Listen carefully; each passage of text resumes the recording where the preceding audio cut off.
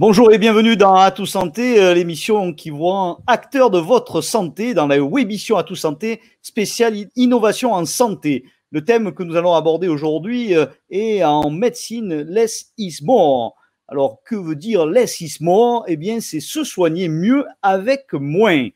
Après des décennies de développement remarquable, la médecine d'aujourd'hui se heurte à une dure réalité économique et doit faire face à de nouveaux défis. Ces défis consistent notamment en se fixer des objectifs et des missions pour une médecine durable. C'est dans ce contexte qu'il y a 2 ans est apparu le concept du less is more.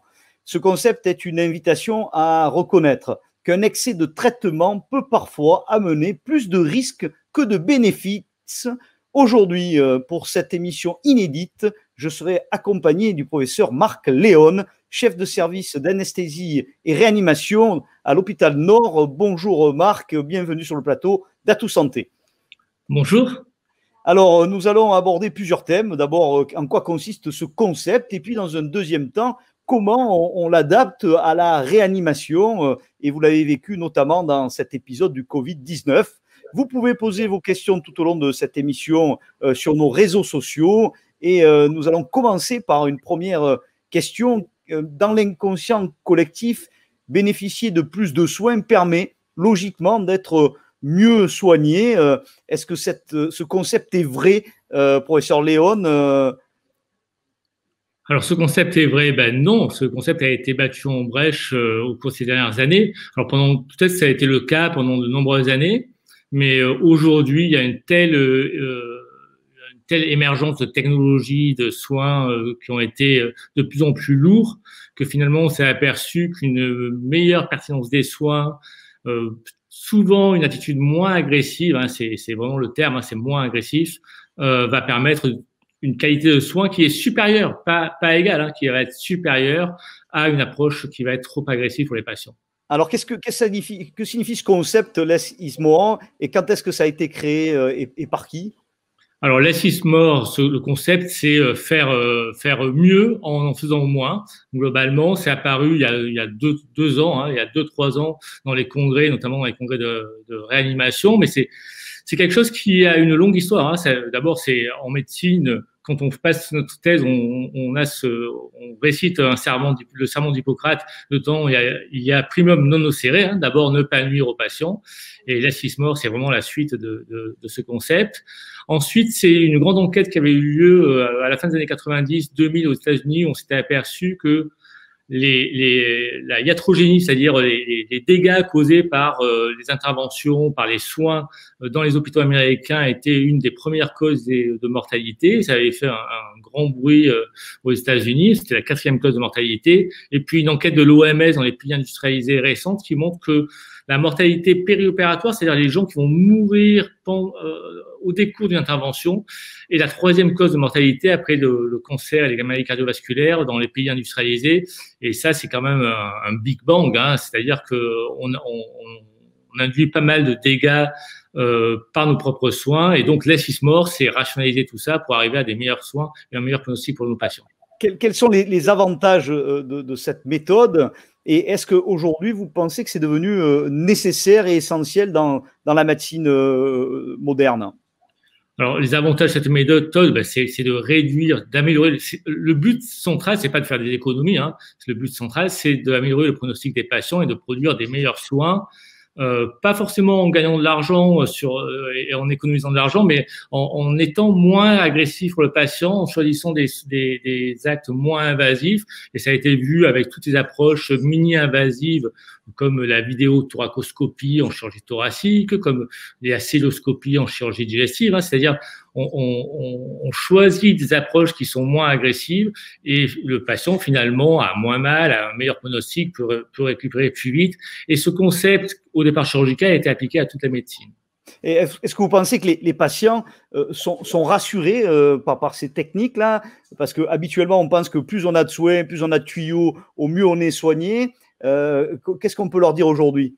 Alors, le concept de l'émission, c'est les patients sont acteurs de leur santé et le message, et mon message aujourd'hui, c'est de leur dire ne soyez pas séduits par des soins qui sont forcément de plus en plus lourds, par des gens qui vous proposent des interventions de plus en plus très invasives, très délabrantes, en réanimation par des techniques de soins qui sont là aussi très invasives. Non, préférez souvent une approche qui est plus légère, plus pragmatique. Quelles sont les interventions qui, par exemple, peuvent être jugées inutiles aujourd'hui? Et de l'expérience que vous avez vécue du Covid, est-ce qu'il y a, par exemple, des techniques qui se sont révélées plus utiles que d'autres? Alors, pour la chirurgie, alors, je ne suis pas un grand spécialiste de la chirurgie, hein, mais il y avait des tas d'interventions qui étaient extrêmement lourdes, hein, des thoracotomies qui aujourd'hui sont faites par des techniques de vidéo et qui se passent, les patients sortent le lendemain par des approches mini-invasives. Il y a des chirurgies même orthopédiques très simples, hein, la chirurgie du ménisque qui était largement faite dans les années 80, aujourd'hui est réduite vraiment à une faible portion des patients, donc les patients n'ont pas besoin d'aller à la chirurgie et font de la rééducation et ça suffit. Et ça, c'est le concept less is more. Pendant le Covid, on a vécu ça aussi, puisqu'on nous avait importé des méthodes venues, on nous avait importé le Covid avec des méthodes de réanimation très lourdes de Chine et d'Italie du Nord, hein, de Lombardie, où il fallait ventiler de façon invasive les patients. Et puis finalement, au cours du temps, on s'est aperçu que des techniques non invasives, et notamment de la ventilation non invasive, c'est-à-dire sans un tuyau qui rentre dans la trachée et qui est particulièrement perturbateur pour tout le système respiratoire et le système immunitaire, ben, ces méthodes-là non invasives, beaucoup plus agréables pour le patient, permettaient d'avoir un meilleur pronostic. Alors après, souvent, on prend beaucoup de médicaments et notamment des antibiotiques en réanimation. Est-ce que c'est toujours essentiel? Est-ce qu'on ne peut pas les remplacer par autre chose? Comment on peut améliorer le traitement médicamenteux? Alors, les antibiotiques, c'est un excellent exemple parce qu'on sait tous qu'il faut les économiser et que l'abus d'antibiotiques est nocif pour le patient et puis nocif pour tout son environnement, hein, puisque ça va créer des résistances. Donc, par exemple, sur les antibiotiques, il va falloir, et c'est très important, réduire les durées et puis cibler les indications au mieux. Et c'est ce qui est fait dans la plupart des réanimations aujourd'hui, peut-être pas encore assez, mais pour donner l'antibiotique au bon patient, au bon moment et pour la bonne durée. Et souvent, c'est des durées très courtes et souvent, c'est des indications qui sont très ciblées. Par exemple, les familles des patients sont obsédées par l'hyperthermie, hein, par la fièvre, en pensant que chaque fois qu'il y a la fièvre, il faut mettre des antibiotiques. Or, dans la moitié des cas où il y a la fièvre, il n'y a absolument pas besoin d'antibiotiques. C'est inflammatoire, c'est viral. Et dans ce cas-là, finalement, on peut se passer des antibiotiques et ça se passe très bien et ça se passe mieux pour le patient parce que dans la plupart des travaux qu'on peut avoir, quand on expose quelqu'un à un antibiotique, il va faire quelques effets secondaires et si c'est pas nécessaire, il va payer cher ces effets secondaires alors que si on lui donne pas, il va avoir un meilleur pronostic. Donc, vous me disiez en préparant cette émission qu'il y a justement dans cette période préopératoire et post-opératoire, il y avait beaucoup la mortalité était forte. Grâce à ces techniques, en améliorant toutes ces techniques, en soignant mieux avec moins, vous pensez qu'on va apporter, vous avez déjà un peu des résultats, un peu moins de sévérité dans les résultats éventuellement grâce à ces techniques? Alors, le pronostic est meilleur. Alors, je vais vous prendre l'exemple de la réanimation, car c'est celui que je connais le mieux, hein.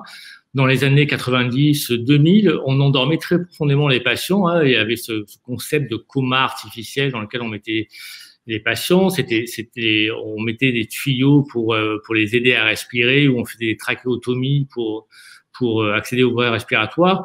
Et puis un jour, il y a un gars à Chicago qui a décidé qu'il allait arrêter la sédation tous les jours pour voir ce qui se passait. Et puis en l'arrêtant tous les jours, on s'est aperçu qu'on gagnait 5 à 10 jours de séjour en réanimation parce que finalement, les patients n'en avaient pas besoin. Et donc, et puis on arrivait à ne pas laisser de tuyau pour ventiler 4-5 jours en moins. Et donc, ça faisait 4-5 jours en moins d'exposition à ce tuyau qui est associé à un risque d'infection élevé. Et donc, moins d'infection, une meilleure récupération, moins de paralysie.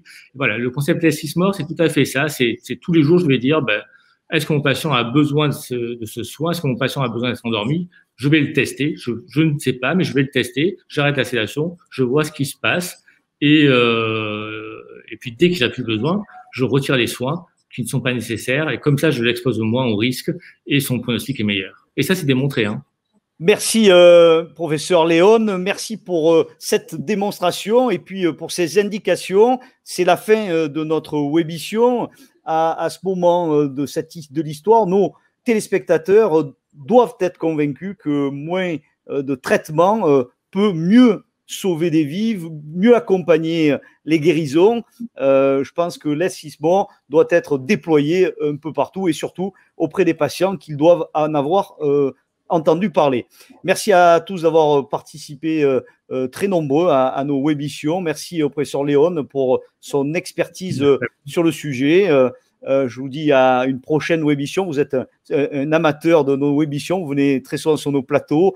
Je vous donne rendez-vous, vous le savez, le mardi et le jeudi pour cette saison inédite d'innovation en santé. Alors, vous l'avez vu, ce n'est pas forcément de l'innovation technologique, mais on vous parle de tous les sujets d'innovation en santé. Je vous propose de nous retrouver, bien sûr, sur nos pages Facebook Atout Santé TV, d'aller revoir nos émissions sur YouTube. Et bien sûr, n'hésitez pas à liker, aimer, partager ces émissions pour que le plus grand nombre puisse en profiter. Je vous dis à très bientôt. Et puis, d'ici là, prenez soin de votre santé. Bye.